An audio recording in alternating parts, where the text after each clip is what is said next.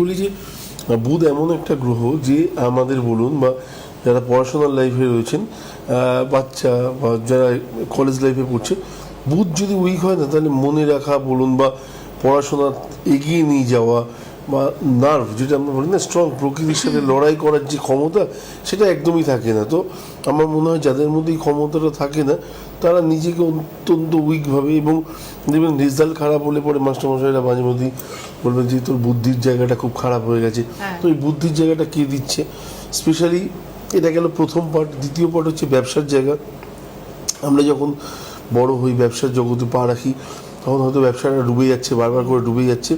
তার মানে কোথাও না কোথাও আমার বুধ ভালো নেই। বুধ ব্যবসাকারক গ্রহ, তো সেক্ষেত্রে ব্যবসার জায়গাটা যদি ডিস্টার্ব হয়ে যায় বা বুধ যদি খুব বেশি অত্যন্ত নেগেটিভ হয়ে যায়, তাহলে আমার মনে হয় ব্যবসা থেকে অ্যাটলিস্ট দূরে থাকা ভালো, অথবা বুধকে আগে সাপোর্ট দিয়ে তারপরে ব্যবসায় নামাটা বেটার। তো অনেক ক্ষেত্রে আমাদের এই দুটোর মধ্যে তালমিল না থাকার জন্য তুমি অনেকেই বলবে যে ব্যবসা করতে নেমেছিলাম, কম পুঁজি ছিল, লস করেছি।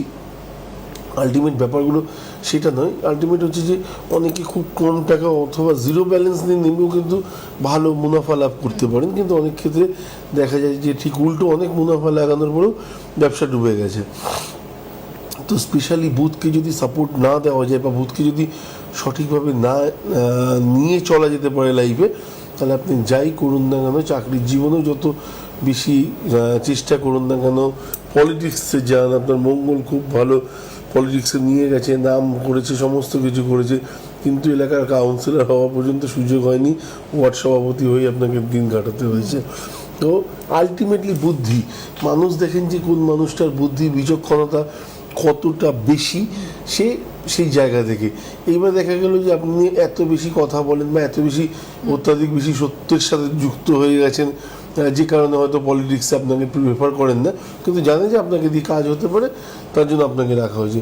কর্মজীবনে আপনাকে বসও ঠিক সেরকম, প্রমোশন হয়তো নামেই, যেটা 3 বছরে একবার পাওয়া উচিত সেটা আপনার হয়তো 9 বছরে আপনি পান, কিন্তু অত্যাধিক কথা বলা বা যে জিনিসগুলো আপনি মনে করেন ঠিক, সেগুলো অন্যদের কাছে সবসময় ঠিক নন, কিন্তু প্রত্যেককে সাথে করে নিয়ে চলা, এই বুদ্ধিটা যেদিন থেকে আপনার মধ্যে সে যাবে, তখন বুঝতে পারবেন যে বুধ অ্যাটলিস্ট আপনাকে সাপোর্ট করেছে।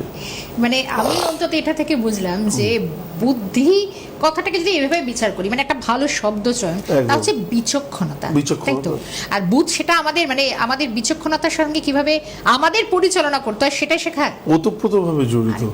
বিশাল ভাই একদম। তো সেই জায়গাটা দেখবেন যে আমরা অনেক সময় ভাবি না যে এখন কি হবে, তাড়াতাড়ি করে ভয় পেয়ে যাওয়া, আমার পরীক্ষার রেজাল্ট কি হবে তাই ভেবে অনেক স্টুডেন্ট আছে যে কান্নায় 3 দিন আগে থেকে কাঁদছে, কিন্তু সে যথেষ্ট পড়াশোনা করেছে, খেটেছে, সব কিছু করেছে, সে নিজেকে স্ট্রং রাখতে পারে না। আত্মবিশ্বাসটা একটা বড় অভাব হয়ে যায়, এবং তার নার্ভগুলো এত উইক। যদি নেগেটিভ হয়, মুখ দেখাবো কি করে, তারপরে যদি কোনো কারণে শনি একটু বেশি ডিস্টার্ব হয় বা চন্দ্রের সাথে যদি যুক্ত হয়ে যায়, তখন তো ডিপ্রেশন লাইফে এমনি এসে যায়।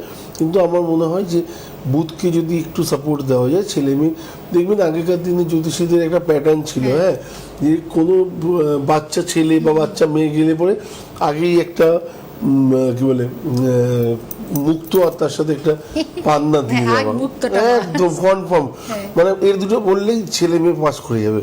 তো আলটিমেটলি কোথাও তারা ভুল ছিল, আমি একদম বলছি না, কিন্তু হ্যাঁ যৌক্তিকতা যদি বলেন যে তাদের কি সত্যি এটা রিকোয়ারমেন্ট ছিল, বা দেখা গেলো ছেলেটা ফার্স্ট হয়, সেকেন্ড হয়, তাকেও পান্না পড়িয়ে দিয়েছে, তো সে এটা পড়ালেও তখন হবে বা না পড়ালেও, কারণ তার বুদ্ধির জায়গাটা ভালো আছে, তাকে বিনা কারণে দেওয়ার কোনো